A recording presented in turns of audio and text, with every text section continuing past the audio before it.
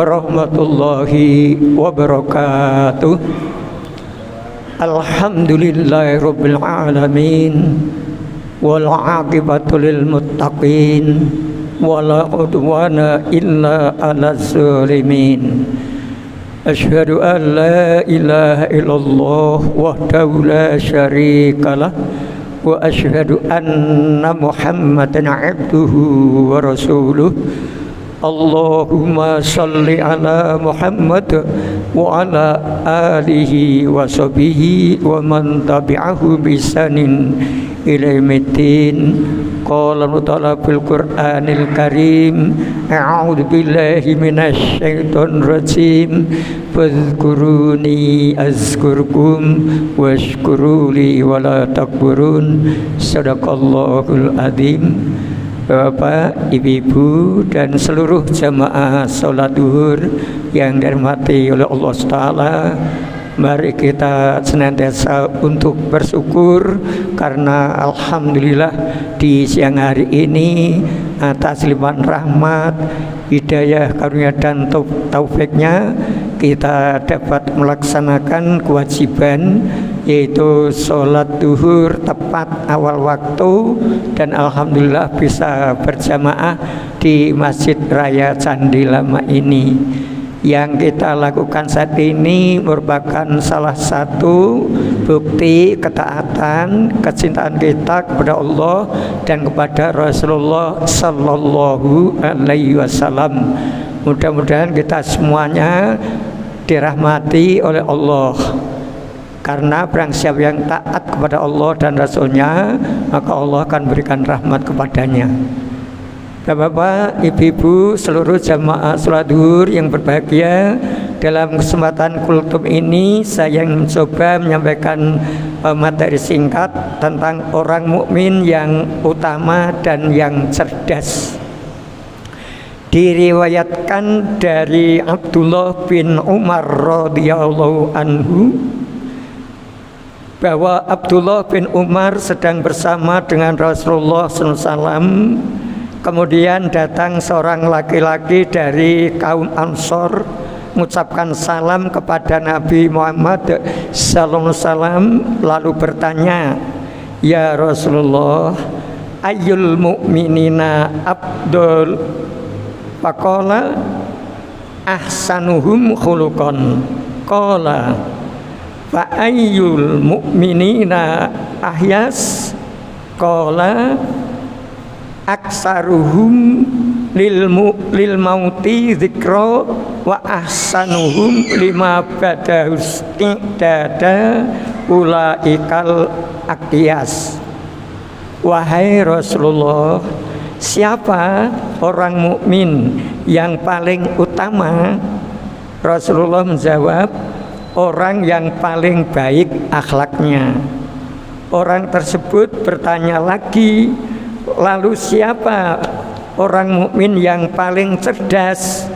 Rasulullah SAW menjawab, orang yang paling banyak mengingat kematian dan yang paling baik persiapannya untuk menghadapi apa yang terjadi setelahnya. Mereka itulah orang yang paling cerdas. Hadis Hasan Sahih riwayat Ahmad juz 2 halaman 293, At-Tirmidzi nomor hadis 2307, Ibnu Majah nomor hadis 4258 dari sahabat Abu Hurairah.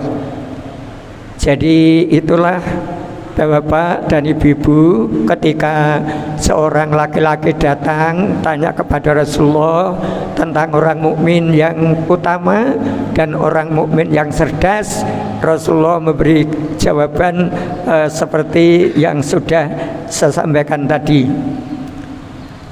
Makhluk selain manusia mati selesai, sudah tidak ada proses berikutnya.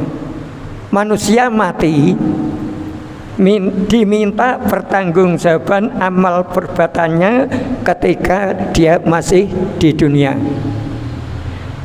Peristiwa pertama yang akan dialami oleh manusia, yaitu pertanyaan di alam kubur. Setelah itu nanti ketika peristiwa hari kiamat kubro, ada pertanyaan ulang, berbeda pertanyaannya. Oleh karena itu, apabila seorang itu lulus pertanyaan akan mendapat nikmat kubur, dan apabila tidak lolos alias blank, tidak bisa menjawab, maka dia akan terima siksa kubur. Nah, sekarang ini Bapak Ibu, ada bocoran soal pertanyaan ketika orang sudah dimakamkan di dalam kubur. Dan anehnya, ya bukan aneh, itu bocoran itu sudah disampaikan oleh Pak Mudin. Bahkan Pak Mudin itu yang memberi nyampaikan apabila nanti ditanya ini jawabannya dan sebagainya. Karena beberapa waktu yang lalu saya ikut takziah ke makam, kemudian ada seorang Mudin yang lama sekali baca apa gitu, nuntun, ngajarin. Padahal kalau manusia itu sudah mati, putus semua kegiatan amal ibadahnya kecuali hanya 3 perkara.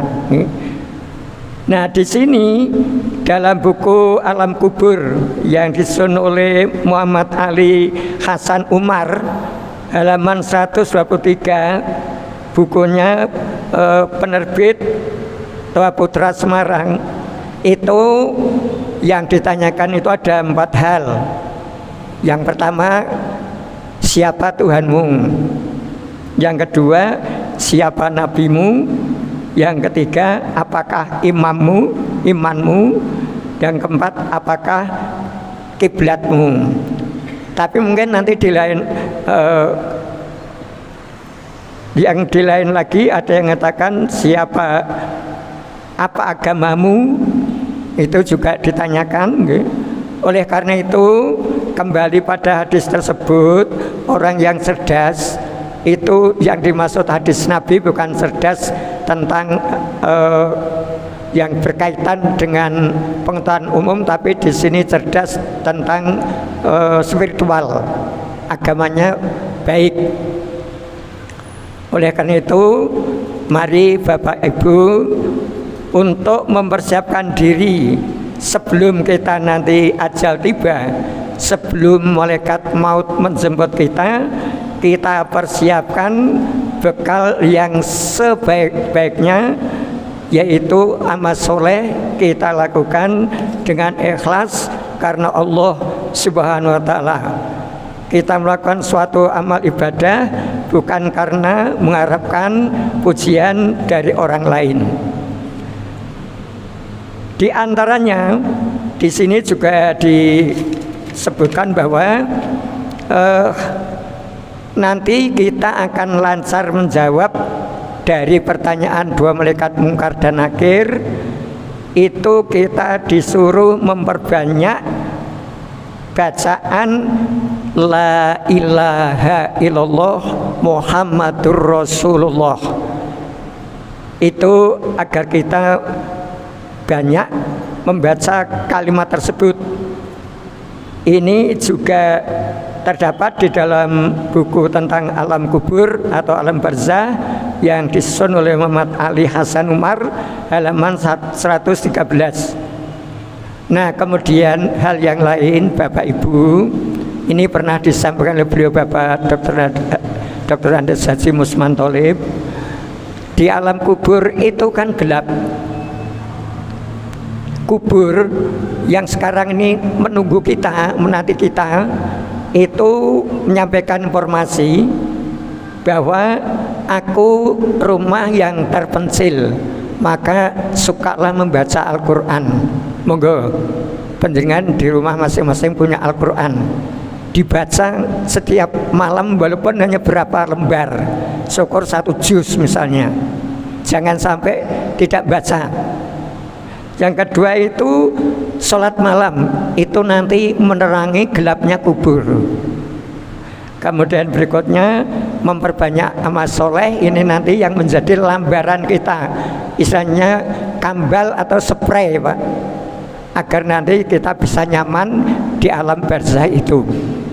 Nah jadi itulah Bapak Ibu, orang yang paling utama itu orang mukmin yang akhlaknya baik.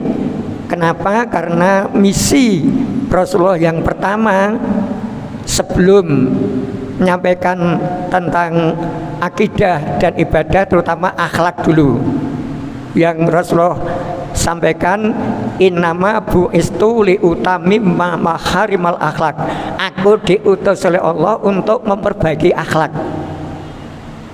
Nah jadi kewibawaan seseorang, siapapun orangnya, itu ada pada akhlak diri kita masing-masing.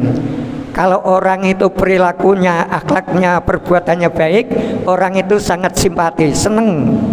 Tapi kalau melihat orang itu membuat onar, tentu kita juga tidak senang. Jadi itulah orang yang paling utama. Kemudian tadi orang yang cerdas itu orang yang banyak mengingat kematian, mempersiapkan diri, mencari bekal sebaik-baiknya nanti untuk persiapan setelah kita masuk ke luang lahat atau ke alam barzah.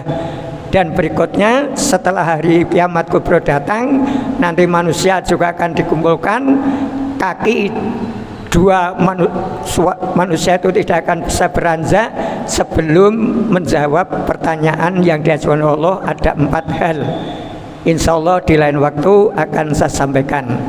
Nah ini monggo kita berusaha semampu kita untuk mengisi jatah usia yang masih ada pada diri kita masing-masing. Karena apapun suatu saat kita pasti akan mendapat panggilan dari Allah, yaitu kematian. Demikian yang dapat saya sampaikan, mudah-mudahan bermanfaat khususnya bagi saya pribadi dan kepada Bapak Ibu semuanya. Saya doakan semoga Bapak Ibu senantiasa sehat walafiat, diberi umur yang berkah dan bermanfaat dunia dan akhirat, sehingga nanti di akhir hayat kita mudah-mudahan kita termasuk yang husnul khotimah. Amin. Akhirul kata, nasrul minallah wa fatun qarib. Assalamualaikum warahmatullahi wabarakatuh.